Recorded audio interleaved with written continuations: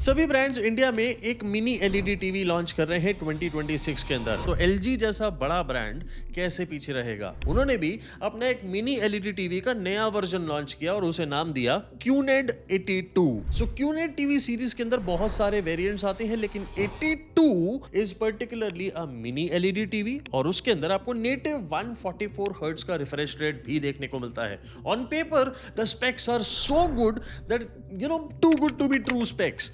लेकिन क्या ये एक्चुअली में शानदार टीवी है? आपको गेमिंग फीचर्स तो चलो मिल गए, लेकिन क्या आपको पिक्चर क्वालिटी अच्छी मिली? यही मेरा काम है और यही चीज मैं आपको इस वीडियो के अंदर बताऊंगा, क्योंकि ऐसा ट्रू व्यू LG QNED 82 का आपको कोई दिखा ही नहीं सकता।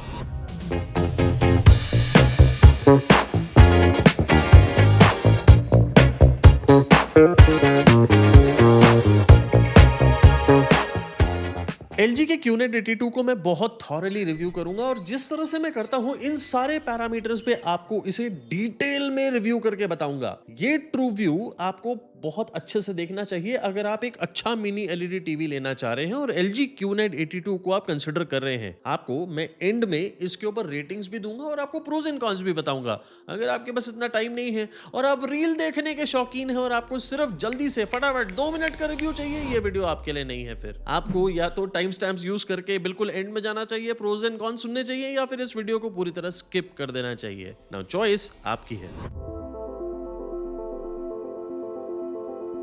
लुक्स के मामले में ये टीवी में कोई भी कमी नहीं है। मतलब ये थिन बेजल डिजाइन के साथ आता है, बहुत शानदार लुक्स है। इसकी प्रोफाइल भी रिलेटिवली स्लिम है अगर आप साइड प्रोफाइल की बात करें तो। एंड आई थिंक मुझे कोई कंप्लेंट है ही नहीं इसकी प्रोफाइल से। आपको टेबल माउंट लेना है या फिर आपको वॉल माउंट लेना है, इन दोनों में से एक लेना है तो आपको डिसाइड करना पड़ेगा। इंस्टॉलेशन टीम आपको वो दोनों में से एक फ्री प्रोवाइड करेगी एंड ऑब्वियसली वो इंस्टॉल भी करेगी। आपको बॉक्स में साथ में ये रिमोट कंट्रोल मिलता है। यस, फाइनली LG ने बॉक्स के अंदर ही आपको एक मैजिक रिमोट दिया है and it is a new age magic remote. So इसका फायदा भी है and it's a Bluetooth remote control.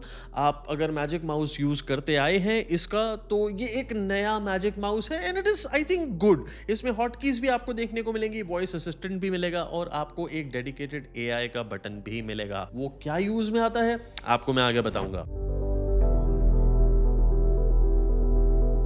LG QNED 82 के अंदर आपको eight bit FRC IPS DLED panel देखने को मिलेगा। No, it is not a FALD panel, मतलब ये फुल अरे लोकल डिमिंग पैनल नहीं है। सो आप में से जो लोग ये समझेंगे कि यार ये 144 हर्ट्ज के रिफ्रेश रेट के साथ आता है, मिनी LED बैकलाइटिंग है, ये दोनों हैं, लेकिन ये एक अलग चीज है।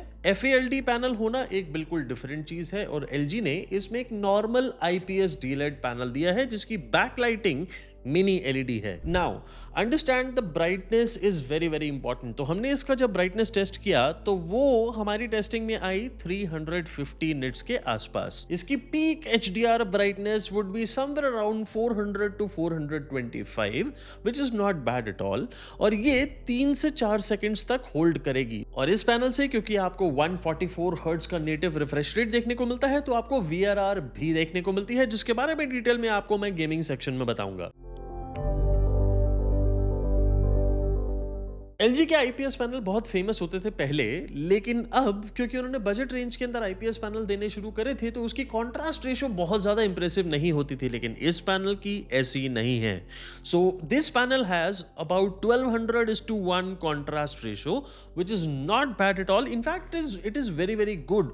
सो IPS पैनल में जनरली हमें कॉन्ट्रास्ट रेशो थोड़ी कम मिलती है और वही हमें इसमें देखने को मिला एंड इससे कोई बुरी चीज नहीं है। आपको व्यूइंग एंगल्स बहुत ही ज्यादा शानदार मिलेंगे। ये कुछ एडवांटेजेस होती हैं IPS पैनल की जो हमें इसमें भी देखने को मिलती हैं। कॉन्ट्रास्ट की अगर मैं बात करूं then it is so fantastic कि आपको ब्लैक्स बहुत अच्छे देखने को मिलेंगे। सो पैनल के अपने जो कॉन्ट्रास्ट है वो इतने ज्यादा शानदार कभी भी IPS पैनल में नहीं होते हैं, लेकिन सॉफ्टवेयर के थ्रू जो ब्लैक्स मिलते हैं उसमें वैरायटी आपको दी जाती है। इसमें हमें देखने को मिलती है not the best of the best contrast, लेकिन अच्छी वैरायटी देखने को मिलती है। उसी से कलर्स पे भी असर पड़ता है और कलर्स भी बहुत अच्छे निकल के आते हैं। सो ग्रे यूनिफॉर्मिटी की अगर मैं बात करूं then I am okay satisfied. It is not very good, it is not very bad. So वो ग्रे यूनिफॉर्मिटी में उतना मजा मुझे नहीं आया इस पैनल से भी, despite having mini LED backlight.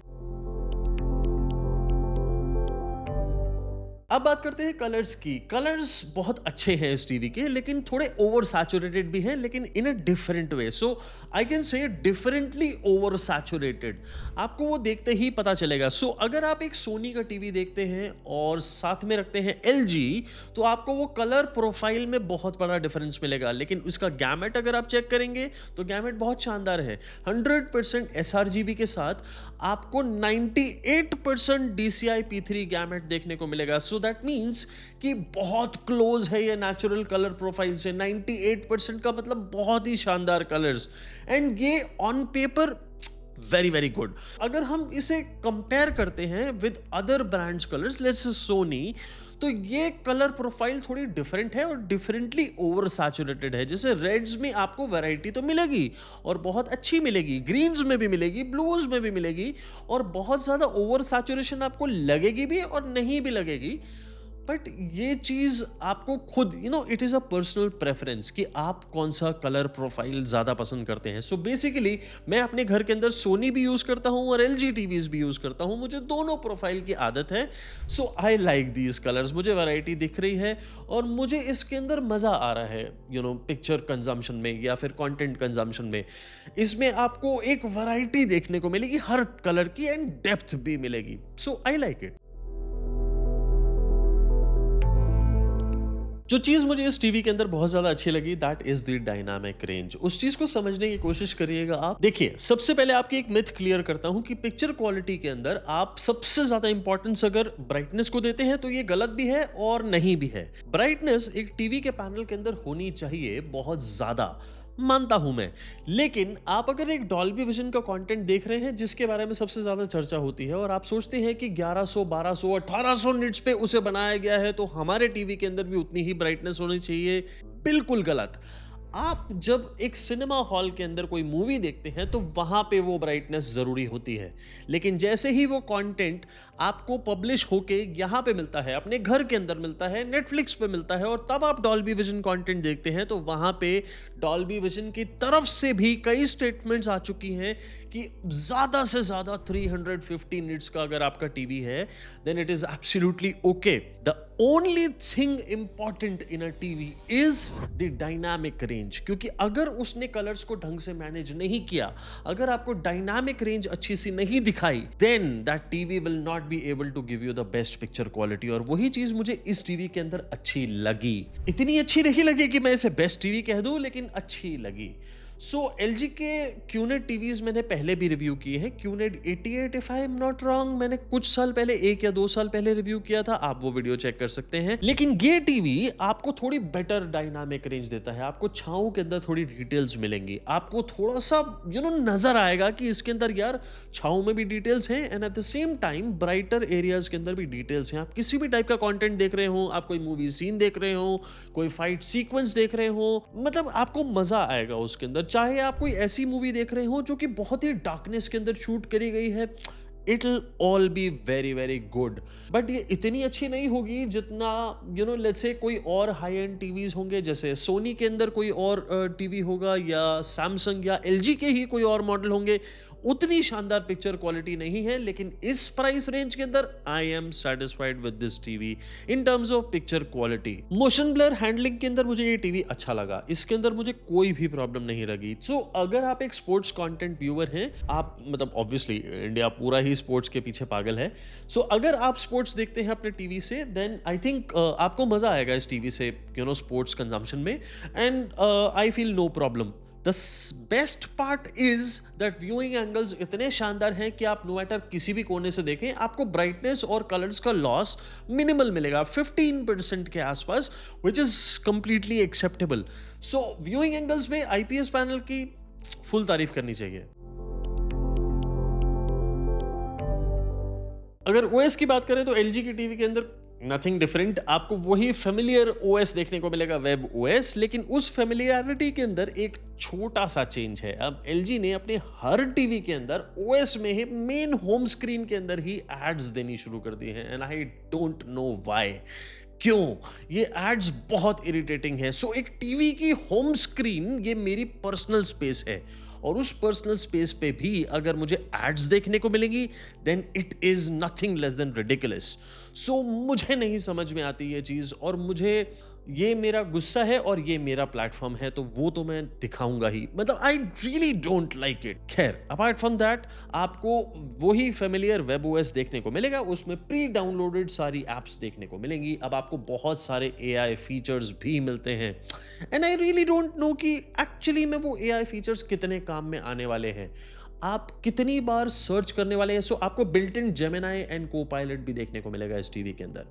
आपको एप्पल एयरप्ले 2 की भी सपोर्ट देखने को मिलेगी। सो सपोर्ट के मामले में, सॉफ्टवेयर के मामले में आपको जो फीचर्स जो इन्होंने डाल के दिए हैं वो बहुत अच्छे हैं। अब आपको 1.5 की जगह 2 GB रैम देखने को मिलेगी। इनफैक्ट स्टोरेज भी आई थिंक 16 GB है, जिसे थोड़ा सा अगर आप मतलब क्यों यूज़ करना है मुझे समझ नहीं आ रहा है, क्योंकि आप इसमें LG के ऐप स्टोर से जाके कोई बहुत सारी ऐप्स डाउनलोड कर देंगे, ऐसा तो है नहीं। It is not a Google TV OS जिसमें आप एक्सटर्नली एप्स डाउनलोड कर पाएं।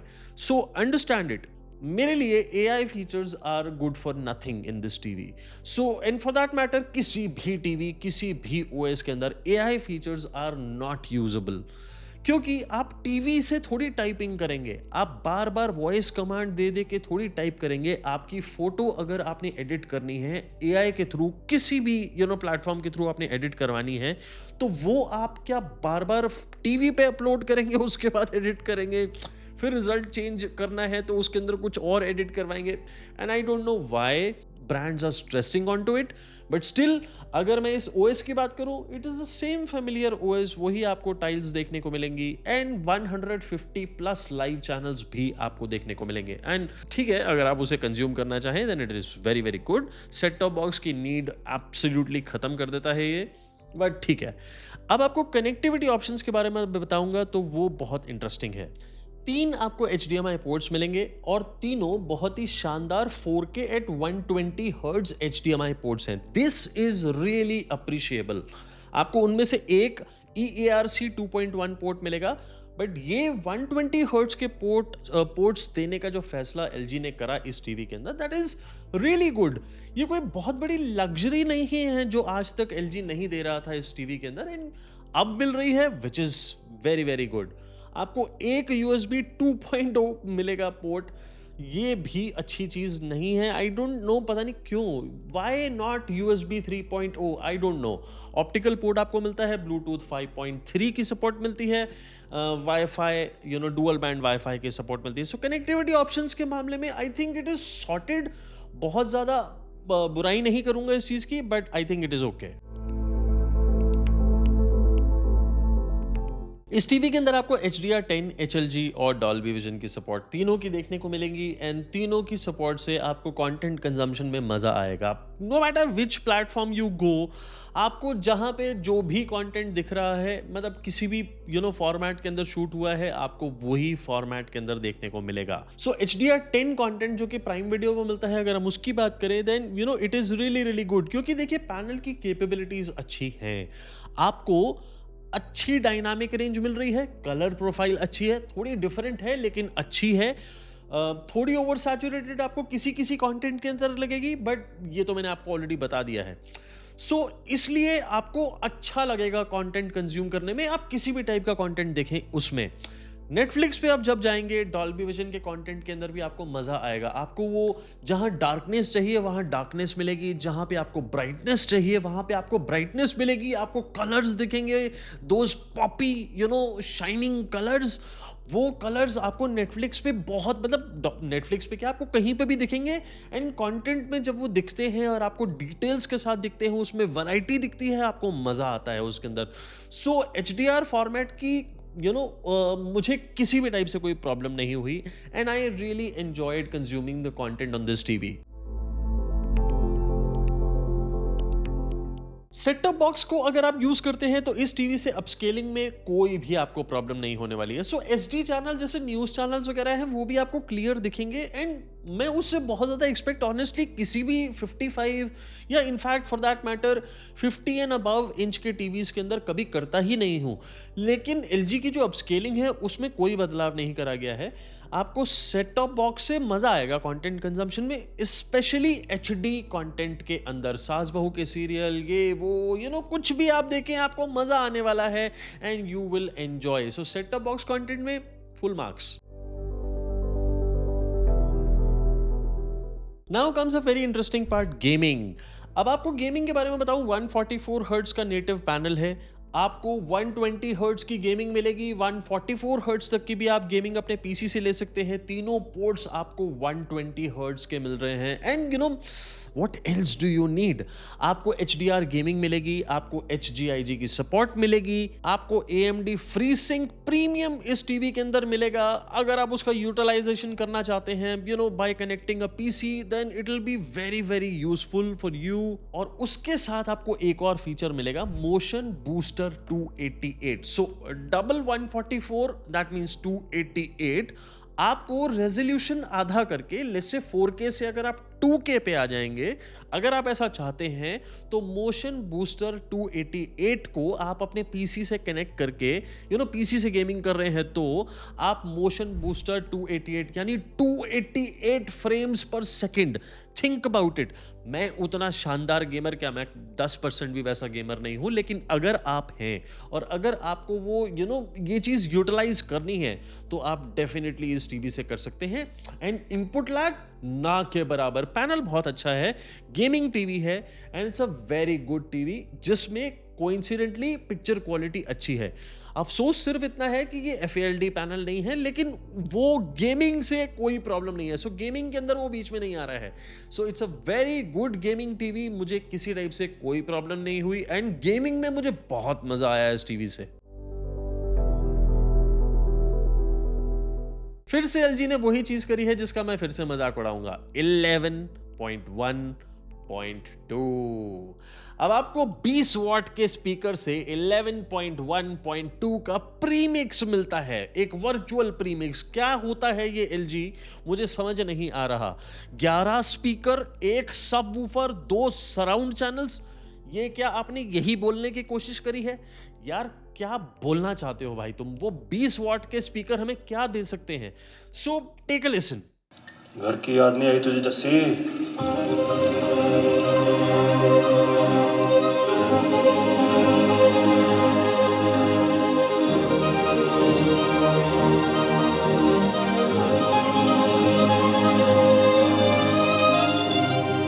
ऑडियो बहुत अच्छी है, डॉल्बी एटमॉस के साथ ये आते हैं और आपको वाओ ऑर्केस्ट्रा फीचर भी देखने को मिलता है, उसे छोड़ दो, भूल जाओ। लेकिन व्हाट इज 11.1.2? इसकी क्या जरूरत है बोलने की? क्यों ऐसी मार्केटिंग करनी है? आपका टीवी अच्छा है, आपकी ऑडियो क्वालिटी इस टीवी के अंदर अच्छी है। These speakers are not the ones जो आपको बजट टीवी के अंदर मिलते हैं। ये अच्छी क्वालिटी के स्पीकर्स हैं, इनका बॉक्स बड़ा है, ये समझ में आता है, बट इसका मतलब ये नहीं है कि 11.1.2। ओके, अब मैं देता हूं अपना वर्डिक्ट, लेकिन उससे पहले आपको प्राइस बताता हूं। सो ये टीवी एसेंशियली 3 साइजेस के अंदर अवेलेबल है, 55, 65 एंड 75। तीनों के प्राइसेस आपकी स्क्रीन पे आपके सामने इस समय हैं। ये तीनों के प्राइसेस ऊपर नीचे होते रहते हैं। मैंने इसे फ्लिपकार्ट से खरीदा था, आप इसे फ्लिपकार्ट या अमेजॉन कहीं से भी खरीद सकते हैं या फिर आप ऑफलाइन खरीद सकते हैं। That choice is completely yours. अगर आपने फ्लिपकार्ट या अमेजॉन से खरीदना है तो मैं सिर्फ एक ही रिक्वेस्ट करूंगा कि प्लीज़ मेरे अफिलिएट लिंक को यूज़ करके इस परचेज को पूरी करिएगा। आपने खरीदना है नहीं खरीदना है वो भी पूरी तरह आपकी चॉइस है, क्योंकि मैं इन्हें खरीद के आपको इन्हें लगातार 100 आवर्स तक टेस्ट करके तब आपको ये ट्रू व्यू दे पाता हूँ। और मुझे सपोर्ट करने के लिए मैं आप ही के आगे हाथ फैलाता हूँ और मैं यही एक्सपेक्ट कर सकता हूं कि आप जब अपने फ़ोन की स्क्रीन को टच करेंगे तो आपको इस टीवी की सारी फोटोज़ दिखेंगी। जो भी साइज़ आपको देखना है उस पर आप जब टच करेंगे तो फ्लिपकार्ट की ऐप आपके फ़ोन में खुल जाएगी। आप वहां से इस टीवी को खरीदेंगे तो मुझे थोड़ी सी अफिलिएट कमीशन मिलेगी बिना आपके प्राइस को चेंज करे।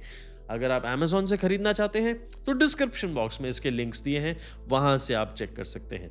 नाउ इस टीवी को जैसे मैंने थॉरली टेस्ट किया तो मैंने इन सारे पैरामीटर्स पे इसे ये रेटिंग दी और अप्रॉक्सीमेटली 7.9 इसे ओवरऑल रेट किया। ये रेटिंग बुरी नहीं है।